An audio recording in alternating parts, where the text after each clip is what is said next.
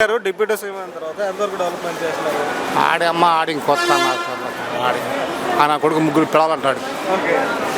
ఆడు మా ఊర్లో ప్రమాణ స్వీకారం చేసి ఆడు జగన్ అంటే 4వ పేడం కింద ఉంచుకుంటాడంట. ఆ పక్కన పురంధేశ్వరి ఉంది, మోడీ గారు ఉంటాడు, ఈ చంద్రబాబు ఉన్నాడు. అమ్మ వచ్చాడు ఆడికి లంచాడు కమ్మడు అమ్మన్నాడు అన్న మాట్లాడు అందరూ మగొన్నాడు. ముగ్గురు పిల్లలు చాలా నాకు 4వ పేడం కింద జగన్ ఉంచుకుంటాను అన్నాడు. తెలుసా నీకు అదే 2 ఏళ్ళు అవుతుంది, 2004లో. ఇప్పుడు ప్రజల సమస్యల మీద పవన్ కళ్యాణ్ ఎంతవరకు నెరవేరుస్తున్నాడు? ఆయన దగ్గరికి వచ్చి చేస్తున్నాడా, పని చేస్తున్నాడా? ఈడు చంద్రబాబు నాయుడు గారికి ఆడి కొడుకు ముఖ్యమంత్రి చెప్తామంటే అడుగురుకోడాడు.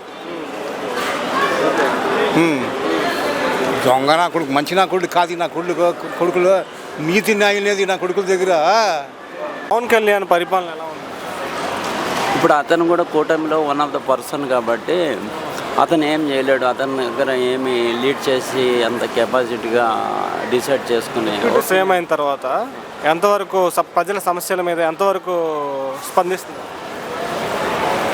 నాకైతే ఏం కనపడలేదండి. నాకు కనపడలేదు, నాకు కాదు పబ్లిక్ కూడా కనపడలేదు. 2.5 years, ఇంకో 5 years అంటారు, ఇంకో 10 years అంటారు. పబ్బం గడుపుకోవటమే తప్ప దానివల్ల పబ్లిక్ ఏమి ఇవ్వరు, ఏమి యూజ్ అవ్వదు. ఆయనకి పదవి వచ్చిన తర్వాత 10ని పక్కన పెట్టేసి సినిమాలు మట్టుగా చేసుకుంటున్నారని కొంతమంది అంటున్నారు. దాని మేము సినిమాలు తగ్గించాడు, నాకు తగ్గించాడు. ఎందుకంటే అంతకుముందు కాల్ షీట్స్ ఏదైనా బుకింగ్స్ ఉంటే కంటిన్యూషన్ చేశాడేమో, కానీ పాలిటిక్స్ మీద మాత్రం కాన్సన్ట్రేషన్ చేస్తున్నాడు. ఫ్యూచర్లో ఆయన సీఎం అయ్యే ఛాన్స్ ఉందంటారా? నేను చెప్పలేదు. ఒక మాటలో పవన్ కళ్యాణ్ గురించి చెప్పాలంటే నేనేం చెప్పలేనండి. నేను ఓవర్ నైట్ సీఎం అవుతాడు, ఓవర్ నైట్ బిగ్ షాట్ అవుతాడు. ఎందుకంటే అలా బ్యాక్గ్రౌండ్ ఉంది. మనకు లేదు కదా, నీకు నాకు ఎవరికి లేదు కదా. మీరేమనుకుంటున్నారు? ఆయన అంటే పాలిటిక్స్లో ఉండాలా లేకపోతే సినిమాలు చేసుకుంటూ ఉండాలా? రెండు చేయాలి. మీరేమనుకుంటారు? అతని పర్సనల్ ఒపీనియన్, మనం ఎలా చెప్తాం? మీ అభిప్రాయం పరంగా? నా అభిప్రాయం కామన్ మ్యాన్గా ఉండటమే కరెక్ట్. ఇప్పుడు ఏజ్ కూడా బార్ అవుతుంది. ఇప్పుడు పాలిటిక్స్లో రన్ అవుతున్నాడు కాబట్టి ఈ మూమెంట్ ఆఫ్ సిచ్యువేషన్లో వే ఎలా ఉంటుందో ఆ వేలో రన్ అవుతారు తప్ప ఎవరైనా సర్టన్ పీరియడే, ఏదైనా సర్టన్ పీరియడే. నీవైనా నేనైనా ఎవరైనా సర్టన్ పీరియడే. ఇక్కడ సోషల్ మీడియాలో విజయ్ గారు గెలిచిన దగ్గర నుంచి ఏపీలో గట్టిగా చర్చ నడుస్తుంది, పవన్ కళ్యాణ్ గారి ట్రోలింగ్ నడుస్తుంది. సో దాని మీద మీ అభిప్రాయం అంటే? అలాంటివి చెప్పలేము ఇక్కడ. అలా కాదుగా, విజయ్ గారి గెలుపుని ఇక్కడ పవన్తో కంపేర్ చేస్తున్నారు చాలా మంది. మీ ఒపీనియన్ ఏంటి? ఆయన ఏంటంటే సింగిల్గా వచ్చారు, గెలిచారు అనే మాట చెప్తున్నారు. ఇక్కడ ఏంటంటే పవన్ కళ్యాణ్ గారు వచ్చేసరికి చంద్రబాబుతో ఇలా ఉన్నారు కదా, ఇద్దరు టైఅప్ అయి ఉన్నారు కదండి.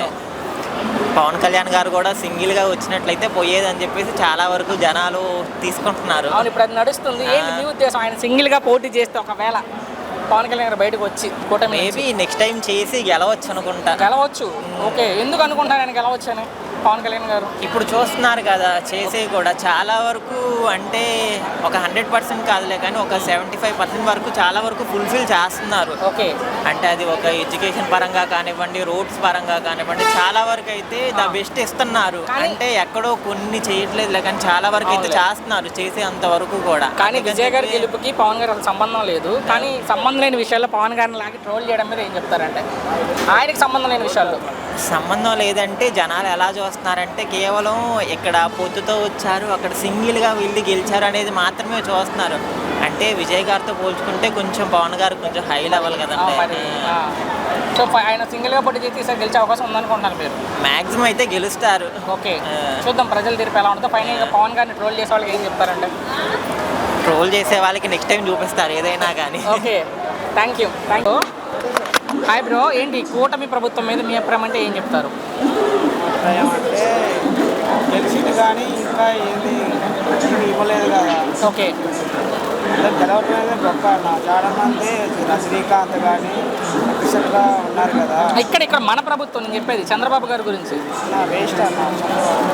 4వ సారి ముఖ్యమంత్రి ఆయన, ఎందుకు వేస్ట్ అనిపించింది మీకు? అన్న గెలవటం గొప్ప కాదన్న. ఏదైనా అన్ని పథకాలు ఇచ్చా అని చెప్తుండ్రు. గ్యాస్ బండ్ అన్నారు, 60 సంక్షేమాలు అన్నాడు, కానీ చేసి 2 సంక్షేమాలు. ఓకే. నీళ్ళు అవి కూడా సగం చేస్తున్నారు.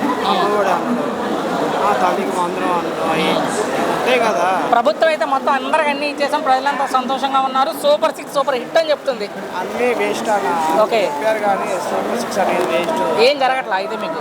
ఏం లేదన్న. సో అది జరిగేది అయితే జరిగిందని చెప్తాం కానీ అవునులే, ప్రజలు చెప్పాలి. జగన్ గారు ప్రభుత్వంలోనే జరిగాయి కనీసం? అలా జగన్ ప్రభుత్వం అనేది నిజంగా. ఓకే. నేను కాలేజ్ చదివేటప్పుడు అమ్మఒడి వచ్చింది. మాకు ప్రాపర్టీ ఒక పొలం ఉంది, సంవత్సరానికి 15,000. ఓకే. కౌలు డబ్బులు వస్తాయి. ఓకే. ఒకవేళ పండగపోయినా డబ్బులు, పండినా డబ్బులు. ఇప్పుడేం అందట్లేదా బ్రో? ఏమన్నట్లేదన్న. ఒక విడత వేసారుగా డబ్బులు, డబ్బులు. చాలా మందికి ఓన్లీ వాళ్ళ ఈ వయసు అవును అవునులే అవునులే, వాళ్ళ పార్టీ వాళ్ళకి వేసుకుంటారు. వాళ్ళ పార్టీ వాళ్ళకి వేసుకుంటారు అంతే, కానీ అడిగితేనేమో వస్తాయి చూస్తున్నాయి కానీ రావటమే లేదు. కనీసం రోడ్లు ఎలా ఉన్నాయి మీ సైడ్? రోడ్లు లేవన్నా. ఓకే. వేస్తా చెప్పి కానీ వేయట్లేదు. మొన్న ఇరుపాల రోడ్డు ఉన్నాయా, తిరుగుబాల రోడ్డు. రేవంత్ రెడ్డి ఉంది, అవునులే, ఆయన వేయించుకుంది బాగానే రోడ్డు. వాడిది బాగానే ఉన్నాడు ప్రభుత్వం అంత వేస్ట్ లాగా ఉన్నారు. సో జగన్ గారు మరలా పాదయాత్ర చేస్తారంట. ఒకవేళ ఆయన పాదయాత్ర చేస్తే ఎలా ఉంటుంది అనుకుంటున్నారు? జగన్ మళ్ళీ వస్తారన్న. 3 పార్టీలు మరలా కలిసే వస్తున్నాయి ఇక్కడ. పవన్ కళ్యాణ్ గారు కూడా ఉన్నారు కూటమిలో. 3 పార్టీలు వచ్చినా 30 పార్టీలు వచ్చినా జగన్ ఒక్కడే వస్తాడు. ఓకే. ఒక్కడే వస్తారైనా? గెలిచేది నేను అడిగేది. గెలిచేది జగన్ అన్న. మళ్ళీ 3 పార్టీలు వచ్చినా కూడా జగన్ అయితే పక్కా అన్న. ఓకే.